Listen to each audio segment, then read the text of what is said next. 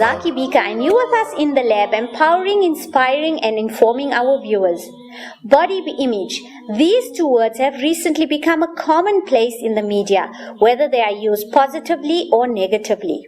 When you put these two words together, what do they really mean? Do they conjure up feelings of security and value? Or do they inflict feelings of shame, hatred, and a desire to alter oneself?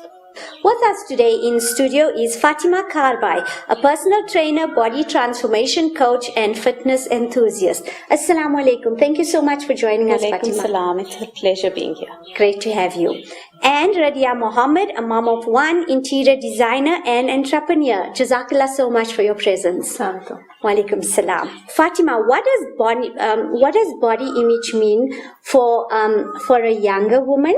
And okay, we'll get to an older woman, but first for a younger woman. I think for a younger woman, it has a lot to do with acceptance into society and a lot of social standards, because body image is not the same for two people. However, you're constantly competing against one another, so you're not comfortable ever in your own skin. Absolutely. So I think that's a very important topic that needs to be adhered to and looked at.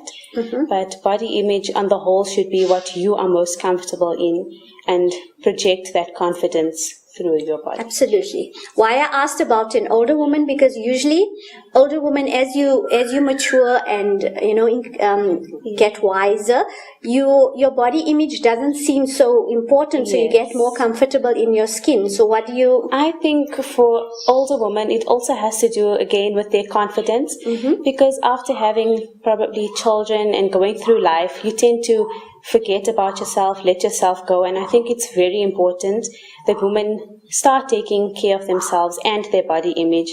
Also, not to just feel comfortable in their skin, but to exude that confidence and just be better. Absolutely.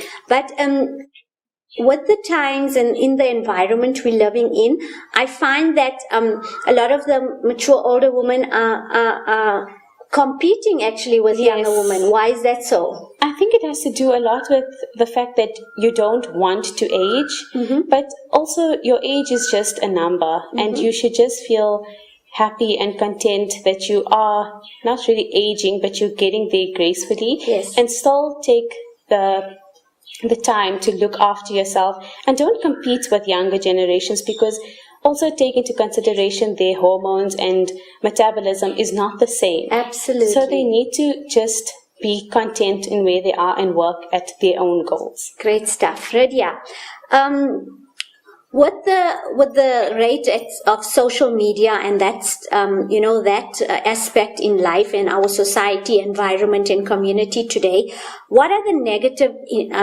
influences that affect body image? It's definitely, with social media and stuff, it's definitely like, like all the celebrities, if you're looking at like Kim Kardashian or anyone like that, like everything is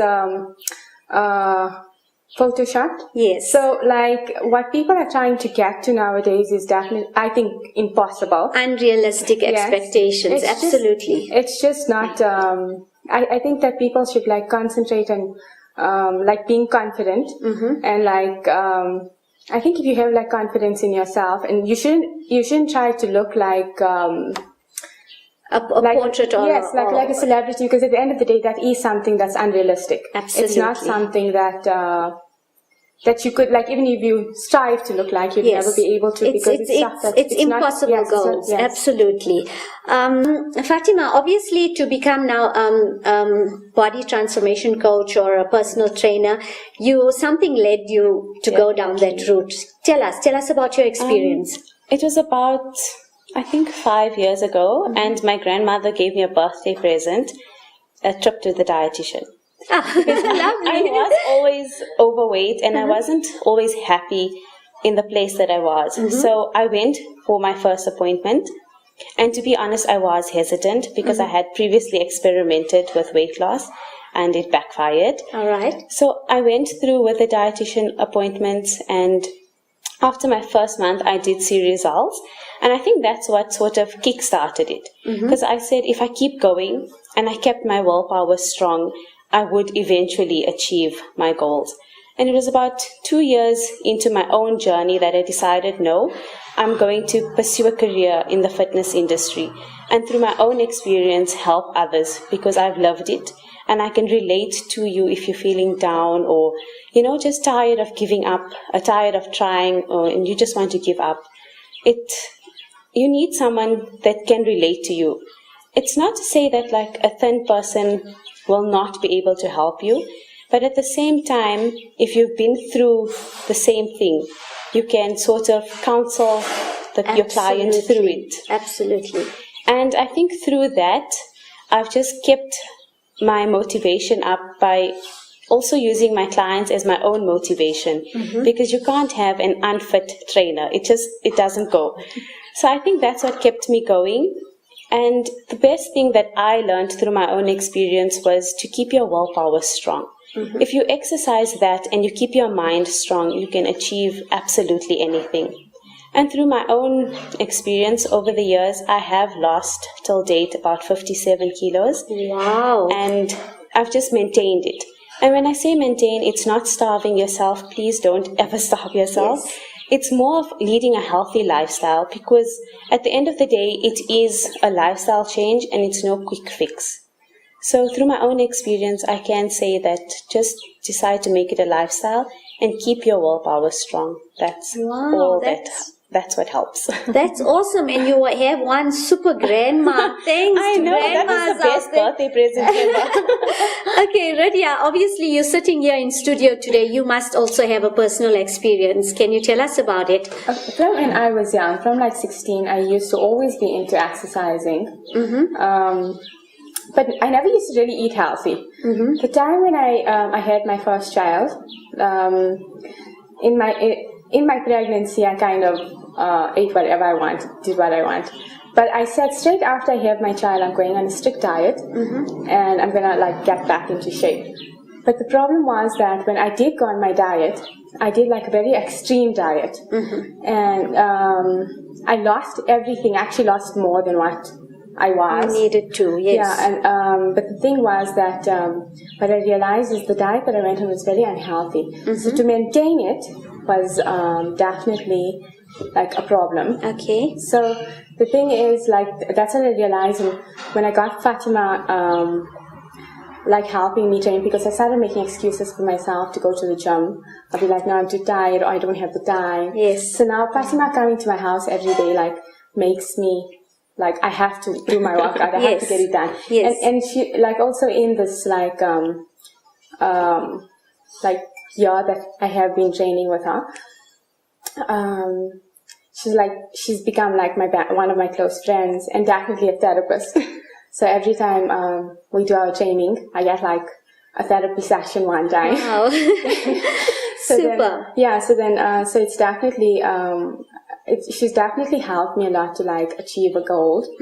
And she's like I changed my lifestyle, just like in my eating patterns is that it's not going like extreme where I don't eat. Yes.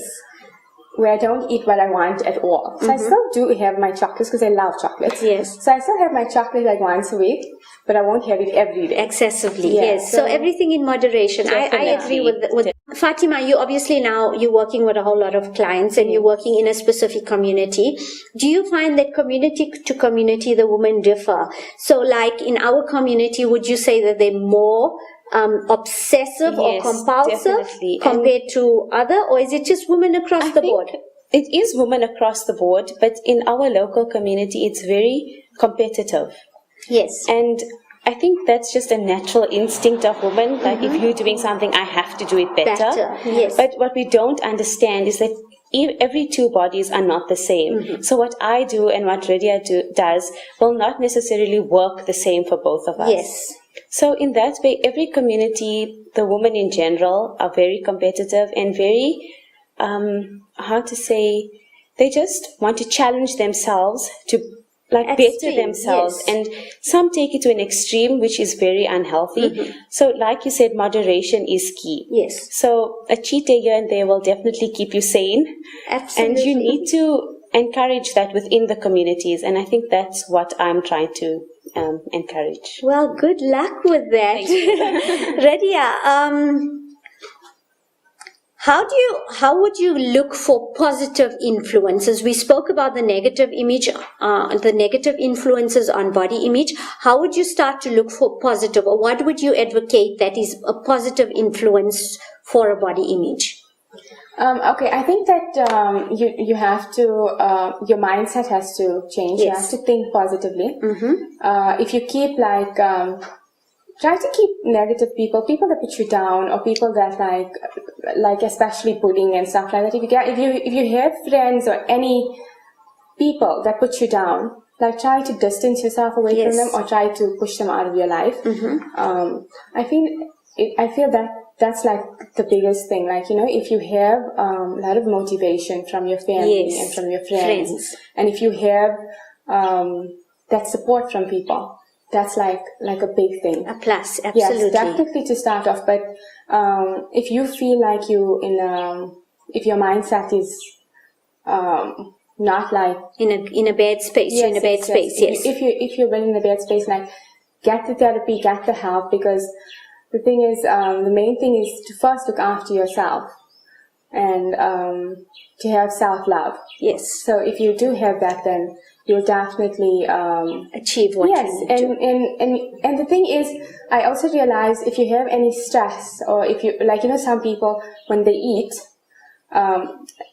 more when they stress. Stressed, absolutely. So if I have emotional stress, I actually don't eat.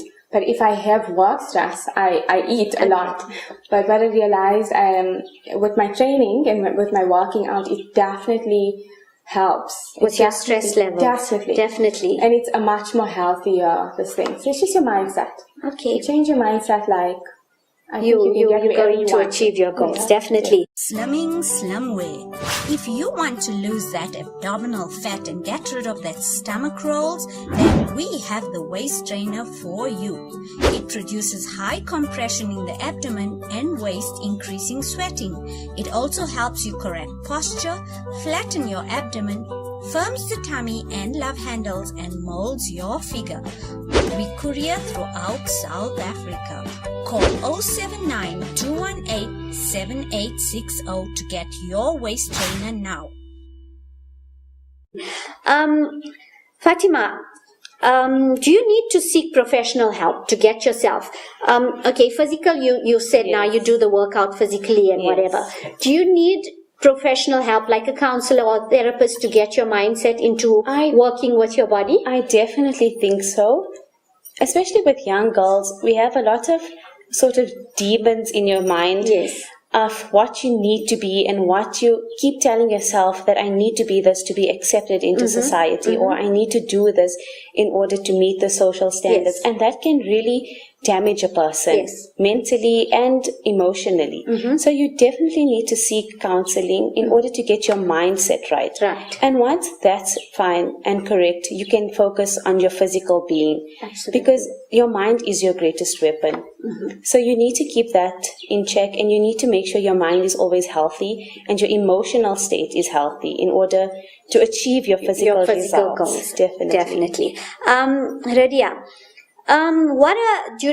you can just add on to this a bit. What are the major and minor setbacks through your journey, and then Fatima can give us her minor and major setbacks. Like I was telling you earlier, a major setback for me was when I tried to do an unhealthy diet, and I lost what I wanted to, but it was definitely not permanent. It wasn't a permanent. So I think the best thing is that you should have a healthy lifestyle and work out to achieve your goals.